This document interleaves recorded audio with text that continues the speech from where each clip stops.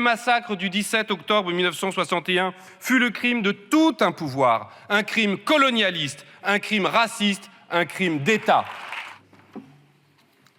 Madame la Présidente, chers collègues, le 17 octobre 1961, entre 20 et 40 000 Algériens et Algériennes manifestent pacifiquement pour le droit de l'Algérie à l'indépendance, contre le couvre-feu qui les vise depuis le 5 octobre, contre la relégation, les discriminations, la violence qu'ils subissent depuis des années en métropole et dans les départements français d'Algérie, comme on disait alors.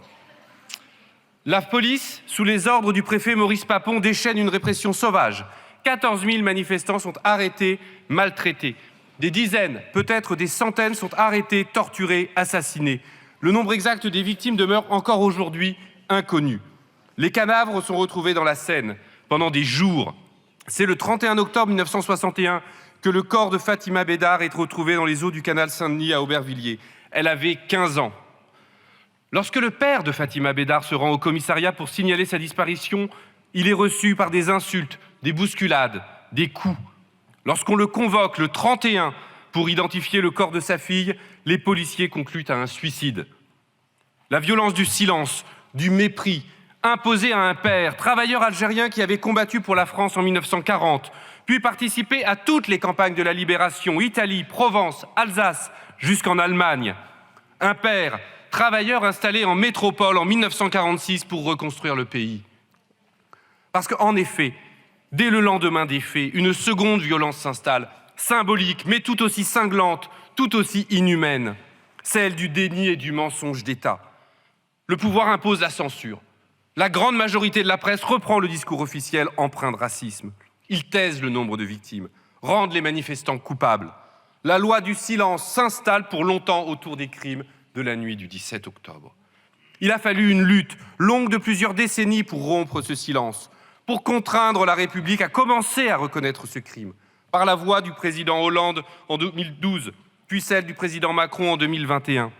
Cette reconnaissance arrachée, c'est la victoire des descendants des victimes, des militants des associations anticoloniaux, antiracistes, des historiens engagés aussi. Mais cette reconnaissance demeure toujours incomplète. Car 63 ans après les faits, le combat n'est pas encore achevé.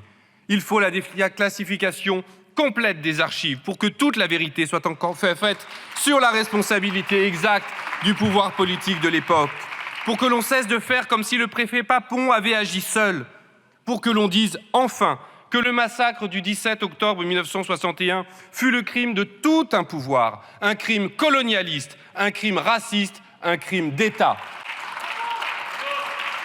Commémorer le 17 octobre 1961, c'est un geste de justice, s'acquitter d'une dette envers les victimes dont les souffrances, la mort, les noms même ont été occultés, envers leurs familles, leurs descendants, leurs proches, auxquels notre pays s'est trop longtemps refusé à demander pardon. Commémorer le 17 octobre 1961, c'est un geste de vérité.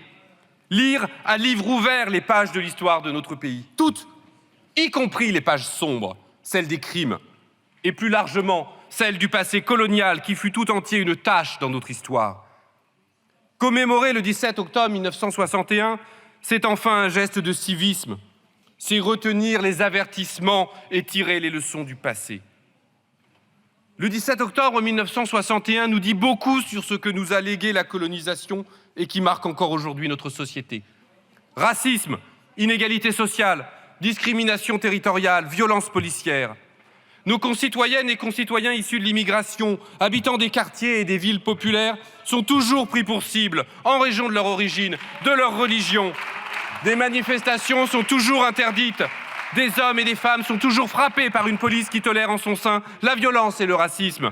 L'époque a changé, mais les maux du passé sont encore, pour une large part, ceux du présent.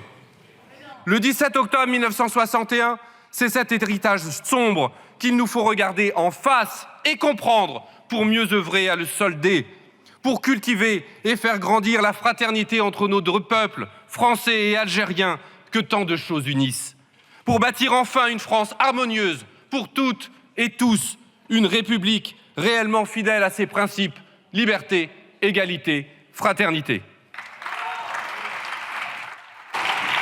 Je vous remercie.